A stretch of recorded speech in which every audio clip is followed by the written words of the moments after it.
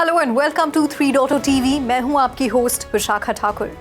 आज के deal corner के स्पेशल सेगमेंट में हम आपके लिए लेकर आए हैं वेब3 स्पेस में हुई इस हफ्ते की टॉप नॉच हैंडपिक डील्स। लेकिन उससे पहले एक नजर डालते हैं इस हफ्ते की कुछ खास अपडेट्स पर। SEC का स्पॉट ईथर ETFs को मंजूरी देना वर्चुअल डिजिटल एसेट सेक्टर के लिए एक वाटरशेड मोमेंट है और इसका असर इंडिविजुअल इन्वेस्टर्स से आगे भी फैल सकता है। SEC की मंजूरी से मिली हुई लेजिटिमेसी से क्रिप्टो स्पेस में इंस्टीट्यूशनल इन्वेस्टर्स की एक नई लहर आ सकती है।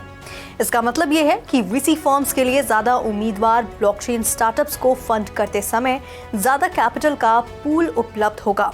ओवरऑल स्पॉट ईथर ETFs की मंजूरी क्रिप्टो VC फंडिंग के लिए एक सकारात्मक विकास है। इसमें ज्यादा कैपिटल को आकर्षित करने, इंडस्ट्री को वैलिडेट करने और रियल वर्ल्ड ब्लॉकचेन सॉल्यूशन के विकास को प्रोत्साहित करने की क्षमता है। तो आइए बढ़ते हैं इस हफ्ते की वेब3 स्पेस की पहली डील की तरफ। स्केल AI ने एक्सेल के नेतृत्व में एक राउंड में $1 बिलियन जुटाए हैं, जो कि डेटा लेबलिंग और एवैल्यूएशन स्टार्टअप की वैल्यूएशन $13.8 बिलियन हो गई है।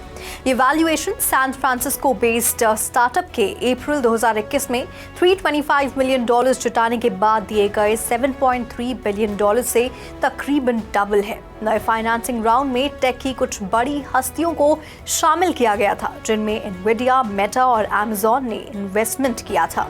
राउंड में हिस्सा लेने वाले दूसरे investors Y Combinator, Nat Friedman, Index Ventures, Founders Fund, GoTo, Thrive Capital, Spark Capital, Tiger Global, Green Oaks Capital और वेलिंगटन मैनेजमेंट साथ ही नए investors Cisco Investment, DFJ growth, Intel Capital, ServiceNow Ventures, AMD ventures, WCM investment management और Elad Gil शामिल थे। अब बढ़ते हैं इस हफ्ते की दूसरी डील की तरफ।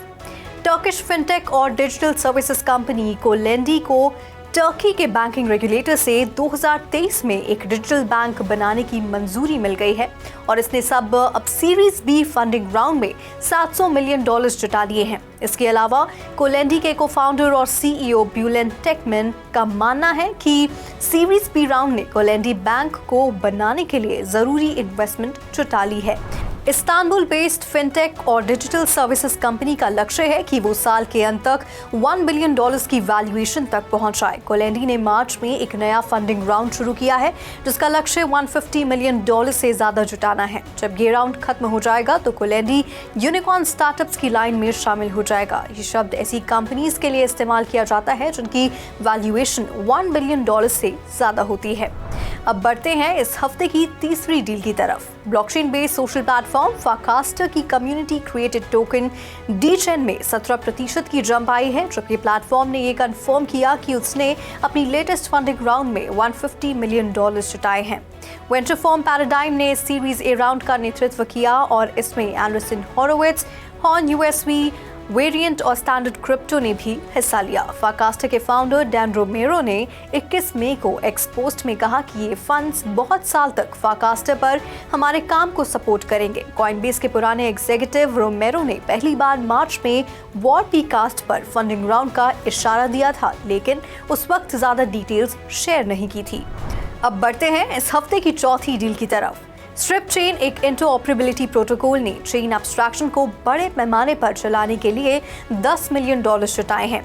रिसर्चर्स ईसा और नारायण के नेतृत्व में इस प्रोटोकॉल को टारगेट डिसेंट्रलाइज्ड एप्लीकेशंस के बैकएंड सिस्टम को आसान बनाना है। फंडिंग राउंड का नेतृत्व सोरा वेंचर्स ने किया था, जिसमें कि angel investors Santiago Santos, Stephen Gosling, Ryan Selkies और venture capital firm Hyperrhythm, Shima Capital, Hypersphere, mechanism और एसेंसिव एसेट शामिल थे। अब बढ़ते हैं इस हफ्ते की आखिरी डील की तरफ। टेक स्टार्टअप आर्टेमिस ने डेटा प्रिपरेशन में सुधार और डेटा क्वालिटी चैलेंजेस को एड्रेस करने के लिए $1.5 मिलियन की प्री सीड फंडिंग सिक्योर की है।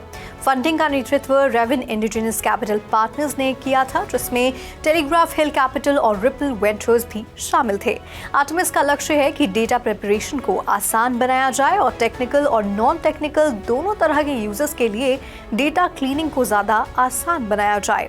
आर्टेमिस की स्थापना 2022 में जॉश ग्रे और विलियम शी ने की थी, जो कि ऑटोनोमस AI एजेंट्स का इस्तेमाल करता है ताकि डेटा क्लीनिंग टास्क को ऑटोमेट किया जा सके, जिससे कि प्रोसेस 50 गुना तक तेज हो जाता है।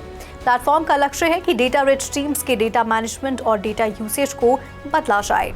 तो आज के एपिसोड में फिलहाल इतना ही। अगले हफ्ते हम फिर मिलेंगे Web3 स्पेस में तहलका मचाने वाली एक्साइटिंग न्यू डील्स के साथ। तब तक आप 3.0 टीवी को लाइक, शेयर और सब्सक्राइब करें और ऐसी ही और इंटरेस्टिंग स्टोरीज के लिए लॉग इन करें हमारी वेबसाइट www.3versetv.io पर या फिर QR कोड स्कैन करें।